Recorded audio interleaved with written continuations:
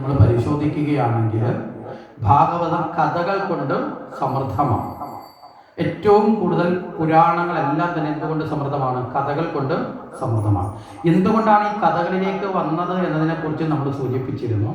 പരിപൂർണമായ ജ്ഞാനസ്വരൂപമായ വേദതത്വത്തെ സാധാരണക്കാരായ ജനങ്ങൾക്ക് ഗ്രഹിക്കാൻ പറ്റുന്ന നിലയിലേക്ക് അതിനെ പകർത്തുമ്പോഴാണ് അതെങ്ങനെ വന്നത്? കഥാരൂപത്തിൽ വന്നത്. അപ്പോൾ ഓരോ കഥകളും ഈ ജ്ഞാനത്തെ പകരുവാൻ വേണ്ടി രൂപപ്പെട്ടതാണ് എന്ന് നമ്മൾ കൃത്യമായി മനസ്സിലാക്കണം. ഇവിടെ ഈ ഭാഗവതത്തെക്കുറിച്ച് നമ്മൾ ഉള്ളിലേക്ക് പ്രവേശിക്കുമ്പോൾ ഇവിടെ നമ്മുടെ പണ്ട് കാലത്തൊക്കെ നമ്മുടെ നാടുകളിൽ ഉണ്ടായിരുന്ന ചില മുത്തശ്ശിമാരുടെ ഒരു കുശലത പ്രവർത്തനമുണ്ട്, കൗശല്യം. അതിനെ ഒന്ന് ചിന്തിച്ചാൽ എളുപ്പം നമുക്ക് മനസ്സിലാവും. ഈ പണ്ട് കാലങ്ങളിൽ നമ്മുടെയൊക്കെ വീടുകളിൽ അത്യാവശ്യം ഗൃഹവൈദ്യം എന്നൊരു സമ്പ്രദായം ഉണ്ടായിരുന്നു, ഇല്ലേ? ചെറിയൊരു പനി വന്നാൽ അപ്പോഴേ എടുത്ത് ഹോസ്പിറ്റലിൽ കൊണ്ടുപോകാമായിരുന്നോ? ഗൃഹവൈദ്യം എന്ന് പറയുന്നൊരു സമ്പ്രദായം പണ്ട് കാലത്തുണ്ട്. ഇന്ന് നമുക്ക് നഷ്ടപ്പെട്ടു പോയൊരു ഗുണവും ആണ്. അത്യാവശ്യം ആവി പിടിപ്പിക്കുക, കഷായം വെച്ച് കൊടുക്കുക, ഇതൊക്കെ ഒരു സമ്പ്രദായമുണ്ട്. അതിൽ ഈ അല്പം വൈദ്യമൊക്കെ വീട്ടിലുള്ളവർക്കൊക്കെ അറിയാമായിരുന്നൊരു കാലഘട്ടം നമുക്കുണ്ടായിരുന്നു. ആ കാലഘട്ടത്തിൽ നമ്മുടെ മുത്തശ്ശിമാര് അവര് ഈ മഴക്കാലമാകുന്നതിന് മുമ്പ് വീട്ടിൻ്റെ തൊടിയിലുള്ള ആടലോടകം, കിരിയാത്ത്, തൃപ്പലി, പനിക്കൂർക്ക, ചിലപ്പോൾ ഞാൻ ഈ പറയുന്ന പേര് ചിലപ്പോൾ നിങ്ങളുടെ നാട്ടിൽ വേറെ പേരായിരിക്കും ചിലപ്പോൾ. അപ്പോൾ ഇങ്ങനെയുള്ള സാധനങ്ങളൊക്കെ ശേഖരിച്ചിട്ട് ഇതെല്ലാം കൂടി അരച്ച് ചെറിയ ഗുളിക പരുവത്തിലാക്കി തണലത്ത് വെച്ച് ഉണക്കിയിടും. കാര്യം വെയിലത്ത് വെച്ചാൽ ഇതിൻ്റെ ഔഷധ വീര്യം നഷ്ടപ്പെട്ടു. ഇത് തണലത്ത് വെച്ച് ഉണക്കിയെടുത്തിട്ട് എന്ത് ചെയ്യും? ഈ വായു കയറി ചീത്തയാകാത്ത ഭരണിക്കുള്ളിൽ അത് പൊതിഞ്ഞ് ഭദ്രമായി സൂക്ഷിച്ചു. കാര്യം മഴക്കാലമാകുമ്പോൾ അവർക്കറിയാം, കുട്ടികളും മുതിർന്നവരും ഒക്കെ ഈ മഴയത്തിറങ്ങി നനയും. ഇതൊക്കെ കഴിയുമ്പോഴത്തേക്ക് നല്ല ജലദോഷം വരും. ആ സമയമാകുമ്പോൾ എന്ത് ചെയ്യാം? ഈ മരുന്നെടുത്ത് കൊടുത്താൽ മാത്രം മതി എന്നുള്ള നിലയിലാണ് ഇവരിത് സൂക്ഷിച്ച് വെക്കുന്നത്. മുൻകരുതലായിട്ടാണ് നമ്മുടെ മുത്തശ്ശിമാരൊക്കെ ഇത് തയ്യാറാക്കി സൂക്ഷിച്ചു വെക്കുന്ന ഏർപ്പാട്. ചിലപ്പോൾ ഇവിടെ ഇരിക്കുന്ന മുതിർന്ന ആൾക്കാർക്കൊക്കെ ചിലപ്പോൾ ഓർമ്മയുണ്ടാവും, എല്ലാവരുടെയും കുട്ടിക്കാലത്ത് ഇതൊക്കെ ഉണ്ടായിട്ടുണ്ടാകും. അപ്പോൾ അങ്ങനെ ഇത് സൂക്ഷിച്ച് വെച്ച് കഴിഞ്ഞാൽ മുതിർന്ന ആൾക്കാരൊക്കെ ആണെങ്കിൽ ഒരു ജലദോഷം വന്നാൽ ഇത് കൊടുത്താൽ അന്നേരം മേടിച്ച് കഴിച്ചുകൊണ്ട്. കാര്യം അവർക്ക് കുറച്ചുകൂടെ ഒരു അറിവും ബോധവും ഉണ്ട്. കാരണം എന്താ? ഈ ഗുളിക നല്ല കയർപ്പാണ്. കിരിയാത്തെന്നൊക്കെ പറയുന്ന സാധനത്തിന് നല്ല കയർപ്പാണ്. അതിനോട് തൃപ്പലിയൊക്കെ ചേർന്ന നല്ല എരിയുമാണ്. പക്ഷെ കൊച്ചു കുട്ടികൾ ഇങ്ങനെയുള്ള സാധനം കഴിക്കുമോ? അവരൊരിക്കലും കഴിക്കില്ല. അപ്പോൾ അവർക്ക് ഈ മരുന്ന് കൊടുക്കാൻ വേണ്ടി ഈ മുത്തശ്ശിമാരൊരു തന്ത്രം പ്രയോഗിക്കും, ബുദ്ധിപൂർവ്വം.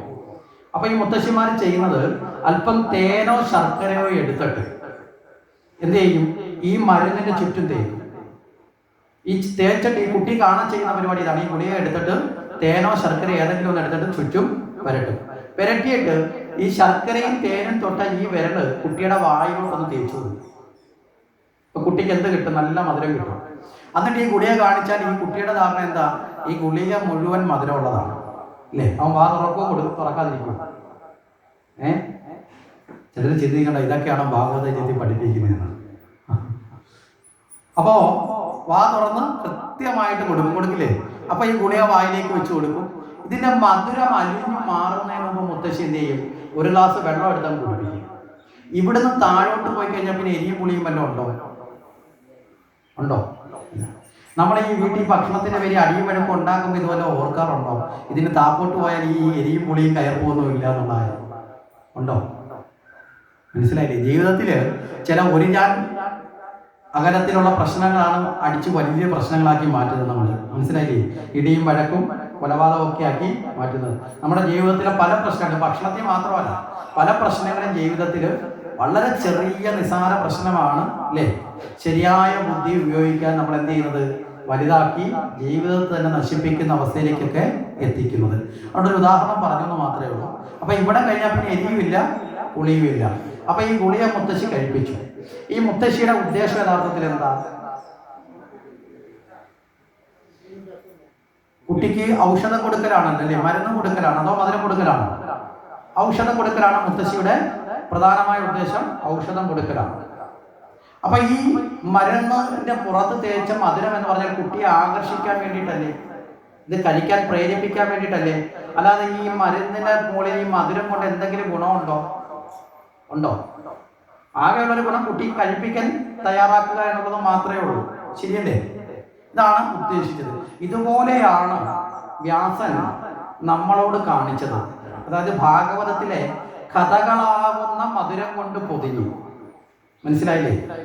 ഭാഗവത ജ്ഞാനത്തെ സ്വീകരിക്കാൻ പര്യാപ്തമായി ആകർഷിക്കാൻ വേണ്ടി മധുരമാകുന്ന കഥകൾ കൊണ്ട് പൊതിഞ്ഞ് അതിൻ്റെ ഉള്ളിലൂടെ ജ്ഞാനമാവുന്ന ഔഷധം നമ്മൾ അറിയാതെ നമ്മുടെ ഉള്ളിലേക്ക് തരികയാണ്. മനസ്സിലാകുന്നുണ്ടോ?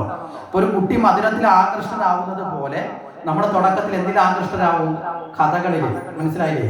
കഥ കേട്ട് ആകർഷിച്ച് കഥ കേട്ട് വരുമ്പം അറിയാതെ നമ്മുടെ ഉള്ളിലേക്ക് എന്തെത്തും? ഈ ഔഷധം എത്തും. അപ്പൊ ഭാഗവതം ഒരു ഔഷധമാണ്. മനസ്സിലായില്ലേ? ഔഷധം എന്ന് പറഞ്ഞാൽ ആ വാക്ക് എന്തിനാണ് ഔഷധം ഉപയോഗിക്കുന്നത്? രോഗത്തെ ഇല്ലാതാക്കാനല്ലേ ഔഷധം? ആണോ അല്ലയോ? എല്ലാവരും മിണ്ടുന്നവരല്ലേ? ഇന്ന് മൗനവ്രതമാണോ ഉണ്ടായിരിക്കും? ഇല്ല.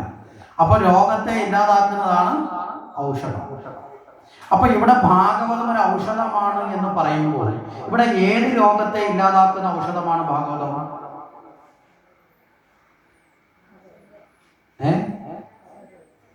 ഉറക്കെ പറയാമോ?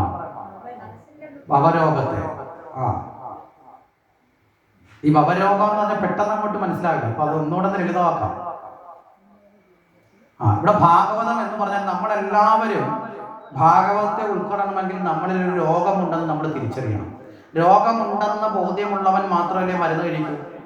രോഗമില്ലാത്ത ആൾ മരുന്ന് കഴിക്കൂ. അപ്പൊ ഇവിടെ നമ്മളെല്ലാവരും ഒരു രോഗത്തിന് അടിമയാണ്. ഏത് രോഗത്തിനാണ്? ആ രോഗമുള്ളത് കൊണ്ടാണ് നമ്മളൊക്കെ ഈ ഭൂമിയിൽ ജനിച്ചത്. ഏത് രോഗത്തിനാണ്? അതിന് ഏത് ലാബിൽ പോയി ടെസ്റ്റ് ചെയ്യുമെന്നുള്ള അതിന് സംശയമില്ലേ? ഏത് രോഗമാണ് നമുക്ക് എല്ലാവർക്കും ഉള്ള ഒരു രോഗമാണ്. പകർച്ചവ്യാധിയൊന്നുമല്ല, പേടിക്കണ്ട. വൈറസും കൊറോണയൊന്നുമല്ല. അജ്ഞാനമാകുന്ന രോഗം. മനസ്സിലായില്ലേ? അജ്ഞാനം. ജന്മമെടുക്കുന്നതിന് എന്തേക മൂലം കൃഷ്ണ. ജന്മമെടുത്തത് കർമ്മം കൊണ്ടേ. കർമ്മത്തിന് എന്തേക മൂലം കൃഷ്ണ എന്ന് പറയുമ്പോൾ അജ്ഞാനമായത് കർമ്മം മൂലം. ഇല്ലേ? അങ്ങനെ ഒരു ഗീതം കേട്ടിട്ടില്ലേ നമ്മൾ? അജ്ഞാനമാണ് നമ്മുടെ ഒക്കെ ജന്മത്തിന് കാരണമായി മാറുന്നത്. ഈ അജ്ഞാനം അകന്നാൽ പിന്നീട് ജന്മമില്ല. മനസ്സിലായോ? അജ്ഞാനങ്ങൾ പൂർണ്ണമായും വിട്ടാൽ പിന്നീട് ജന്മമില്ല. നമ്മൾ ഭാഗവതത്തിൻ്റെ കീർത്തനത്തിൽ നമ്മൾ ചെല്ലാറില്ലേ? ജനി മരണങ്ങൾ എനിക്കിനി വേണ്ട. ഇത് വാ കൊണ്ട് പറഞ്ഞത് കൊണ്ട് തരാതിരിക്കുമോ? എനിക്ക് വേണ്ട. നമ്മളൊരു കടയിൽ ചെന്നിരിക്കുക, അല്ലെങ്കിൽ നമ്മൾ വീട്ടിൽ ആഹാരം കഴിക്കാതിരിക്കുമ്പോൾ സാമ്പാർ ഒഴിക്കുമ്പോൾ വേണ്ട, എനിക്ക് വേണ്ട എന്ന് പറഞ്ഞാൽ അവർ ഒഴിക്കാതിരിക്കും. അതുപോലെ ജനി മരണങ്ങൾ എനിക്കിനി വേണ്ട എന്നും പറഞ്ഞത് കൊണ്ട് ഒഴിക്കാതിരിക്കുമോ? ഒഴിക്കാതിരിക്കില്ല. അപ്പൊ അവിടെ എന്ത് വേണം? ജനി മരണങ്ങൾ ഉണ്ടാകാത്ത അവസ്ഥ നേടിയെടുക്കണം. മനസ്സിലായില്ലേ? അവിടെ എന്തിനെ ഇല്ലാതാക്കണം? അജ്ഞാനത്തെ ഇല്ലാതാക്കണം. അപ്പൊ അജ്ഞാനമാകുന്ന രോഗത്തെ ഇല്ലാതാക്കാനുള്ള ജ്ഞാന ഔഷധമാണ് ഏത്? ഭാഗവതം. ഈ ബോധ്യത്തോടു കൂടി വേണം ഭാഗവതത്തെ നമ്മൾ സ്വീകരിക്കേണ്ടത്.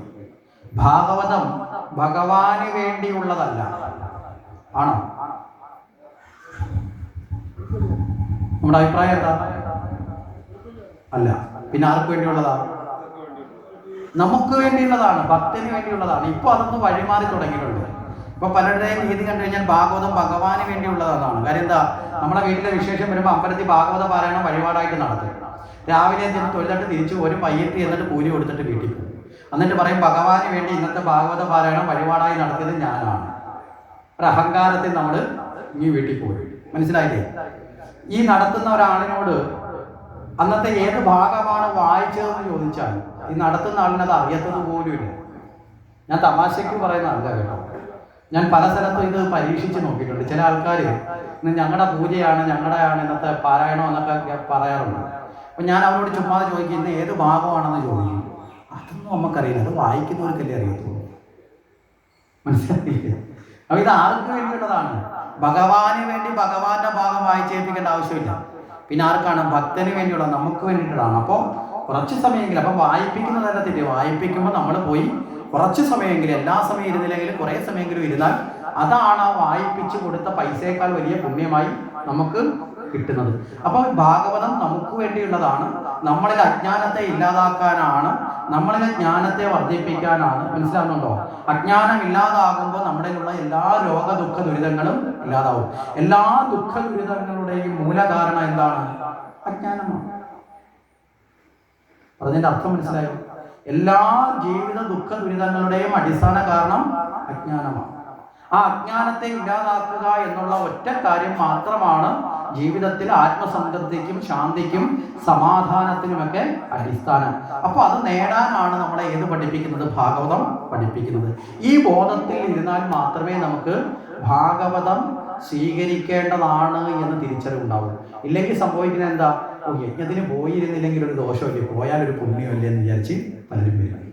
പക്ഷെ മനസ്സ് ഇവിടെ ആയിരിക്കത്തില്ല. ഫ്രണ്ടിൽ വന്ന് കണ്ണും തുറന്നൊക്കെ ഇങ്ങനെ ഇരിക്കും. മനസ്സിലാവുന്നുണ്ടോ? നമ്മൾ സ്വീകരിക്കേണ്ട, അതായത് ഒരു ക്ലാസ് റൂമിനുള്ളിൽ ഒരുപാട് കുട്ടികൾ വന്നിരിക്കുന്ന സ്ഥലത്ത് അധ്യാപകൻ പഠിപ്പിക്കുന്നു. എല്ലാ കുട്ടികളും ഒരുപോലെ പാസ്സാവാറുണ്ടോ? ഉണ്ടോ? ചില കുട്ടികൾ നല്ലപോലെ പാസ്സാവും, ചില കുട്ടികൾ ഇടത്തരം, ചില കുട്ടികൾ ഒട്ടും പാസ്സാവില്ല. ഈ പഠിപ്പിച്ച അധ്യാപകനെ പഠിപ്പിച്ചതിന്റെ വ്യത്യാസം കൊണ്ടാണോ ഇത് സംഭവിച്ചത്? എല്ലാവർക്കും ഒരുപോലെയാണ് ക്ലാസ് എടുത്തത്. ഇവിടെ എന്താ സംഭവിച്ചത്? എന്താ? ഇത് ഗ്രഹിച്ച വിദ്യാർത്ഥികളുടെ സ്വീകരിക്കാനുള്ള മനോഭാവത്തിന്റെ അപര്യാപ്തതയാണ് അല്ലെ. ചിലർക്ക് ഞങ്ങളുടെ ജീവിതത്തിൽ വേണ്ടതാണെന്ന് തോന്നിയപ്പോൾ അവര് അത്ര ശ്രദ്ധയോടെ ഇരുന്നത് മനസ്സിലാക്കിയെടുത്തു. ചിലരുടെ മനസ്സൊന്ന് അലസമായപ്പോൾ കുറേയൊക്കെ നഷ്ടപ്പെട്ട് കുറച്ചൊക്കെ നേടി. ചിലർ ഒട്ടും വേണ്ട എന്ന് വിചാരിച്ചവര് അവർക്ക് കിട്ടിയില്ല. മനസ്സിലായില്ലേ? അപ്പൊ യജ്ഞശാലയിൽ ഇരിക്കുമ്പോൾ നമ്മൾ ഇതിൽ രണ്ടാം തരവും മൂന്നാം തരവും ഉണ്ടാവരുത്, ഒറ്റ തരേ ഉണ്ടാവുള്ളൂ. കാരണം എന്ന് വെച്ചാൽ ജീവന് പരമമായ ശാന്തി കിട്ടണമെങ്കിൽ ഭഗവാനെ നേടണം. ഇവിടെ ഒരൊറ്റ തരവേ നമുക്കുണ്ടാവും. പൂർണ്ണ ശ്രദ്ധ എവിടെ ഉണ്ടാവണം? ഭഗവാനില് ഉണ്ടാവണം. ആ ശ്രദ്ധയോടുകൂടി ഭാഗവതത്തെ നമ്മൾ ശ്രവിക്കണം. അപ്പൊ ഇവിടെ കഥ എന്തിനാണ് എന്നുള്ളതിനെ കുറിച്ച് ഏകദേശം മനസ്സിലായോ? കഥകള് അല്ല നമുക്ക് പ്രധാനം, കഥയ്ക്കുള്ളിലുള്ള ആശയമാണ് എന്ന് തിരിച്ചറിഞ്ഞുകൊണ്ട് ഔഷധമാകുന്ന ഭാഗവതത്തെ നേടി നമ്മളിലുള്ള എല്ലാ ദുഃഖ ദുരിതത്തിന്റെയും മൂലകാരണമായ അജ്ഞാനത്തെ ഇല്ലാതാക്കാനാണ് എന്ന ഉത്തമ ബോധ്യം നമുക്ക് ഭാഗവതത്തിൽ വേണം. ആ നിലയിൽ ഭാഗവതം ശ്രവിക്കാൻ നമുക്ക് സാധിക്കണം.